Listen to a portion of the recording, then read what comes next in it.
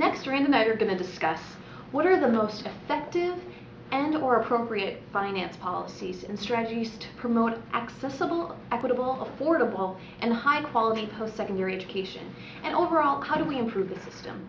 Rand, would you like to start? Yeah, well, I think that right off the bat, for me, the idea that differential tuition policies, while they make great sense in the short term, especially for leaders of academic units who know that they have to have a certain amount of money to run a high-quality program, I think the longer-term view is that, as I pointed out in my presentation, the fact that they create additional hierarchies, levels, barriers, that it's not just a simple matter of like going into a retail store and choosing between two items, one that might be a premium quality item and one that may be a discount item, but at the end of the day, it's a fungible commodity that you consume and go back and buy again.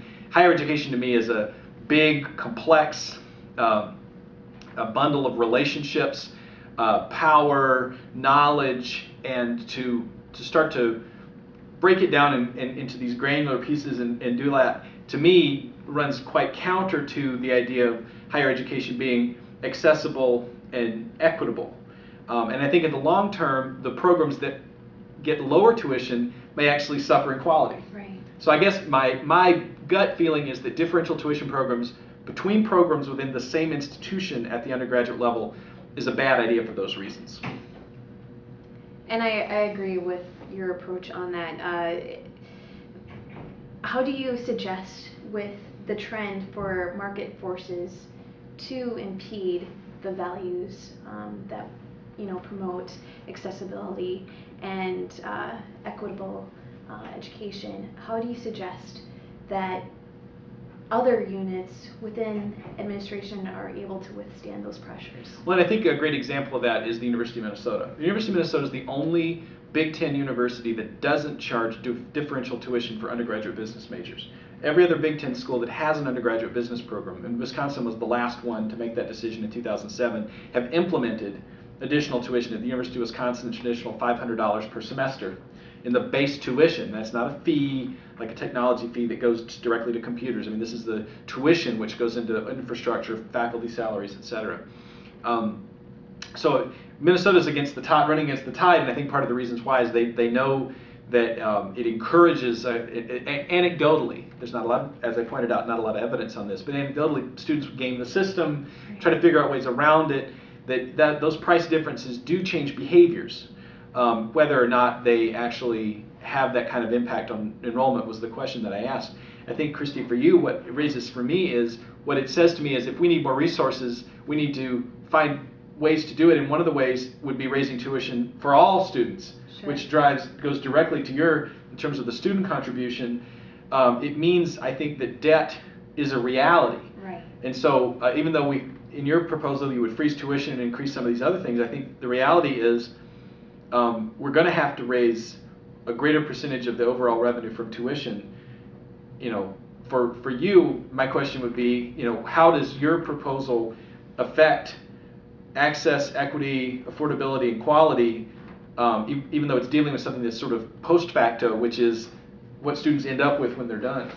Well, I think what's going to become especially more apparent now with the financial crisis is that students are going to be more cognizant, and their families are going to be more cognizant than they have been previously about the amount of debt that they are taking out. And already we see evidence with students who pursue their graduate professional degrees that a certain percentage are no longer going for their graduate or professional degrees because they're having so much difficulty paying off their undergraduate student loan debt. And so that is a trend that we're already seeing at that level that we can quantify. So access and equity with regard to the choice of pursuing graduate education, right, currently being limited, and then possibly being those opportunities being somewhat reopened. Yes. If policies like the ones you suggest are implemented. And there is some generational differences. Yeah. For first generation college students, the level of debt is already a major deterrent for students, and they're more likely to go to community colleges or lower cost options, and not understand necessarily the amounts of institutional support that are available at other sorts of institutions that may offer something that's more tailored to the type of academic experience that they would prefer. And I also agree with Rand that a lot of this has to do with individual choice. And to get to the heart of that, I really want to see those financial literacy programs implemented, and that it's a continuous process, starting from very early on in kindergarten all the way through both undergraduate and graduate education, because it is such a huge problem throughout our country. We struggle with indebtedness at our federal and state government levels. We struggle as individuals, as consumers, and so this is something that is evidence of a larger problem other than just higher education. However, we must still find ways to solve as much of the problem as we can within our own context. Okay, and so you'd improve the system that way. And I think for me, an improvement to the system that I see is understanding that, and I think there's research on this that needs to be reviewed, but the idea that as students are growing and developing, if we think about Chickering or we think about Tento, when we think about college students when they arrive and the process of their development, leadership development, academic development, social development, that giving students the ability to make some choices between majors, between programs as they are sort of exploring, to me helps them to find the best fit for their academic aptitude and also the kind of work that they want to do. And I fear that differential tuition policies limit that, and in that sense don't improve the system but make it less effective. And I think it would improve the system if we gave students, once they were admitted to a university or a college, the ability within reason to sort of move around during a time of great development when people don't really know what they want to do and find their path. And so I think that's how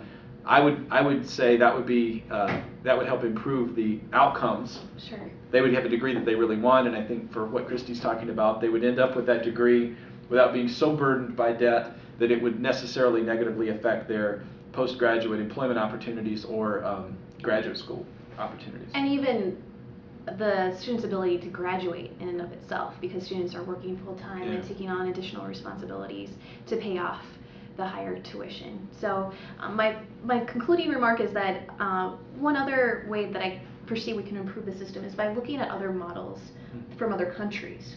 For example, in China, with their higher cost programs, they actually develop businesses internally within the institutions that then generate revenue for those programs and make them self-sufficient. So there are different models from across the world with the income contingent models that I briefly talked about, but there's a lot of different directions for research in the future. Excellent. Well, thanks very much for this course, and congrats on the new babies. Yay! So it was very fun, and we look forward to seeing you around campus. Bye, Bye-bye. guys.